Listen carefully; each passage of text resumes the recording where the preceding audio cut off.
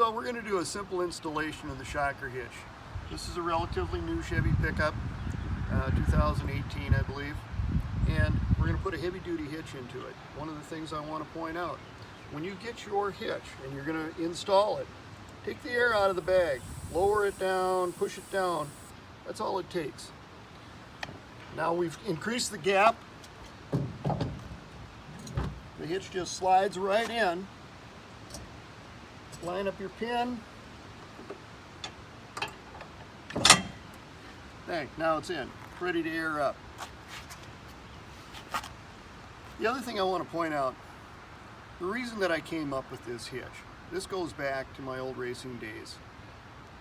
I had a trailer that kept breaking. I bought a new 1-ton Chevy pickup, broke the trailer twice. I knew I had to do something, so I came up with an air hitch.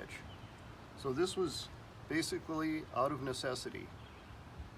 If you're towing trailers, rough, choppy highways, that might be your problem too. You'll love it. It'll give you a smoother ride, stop the breakage. Smoother, safer towing, that's what we're all about. ShockerHitch.com.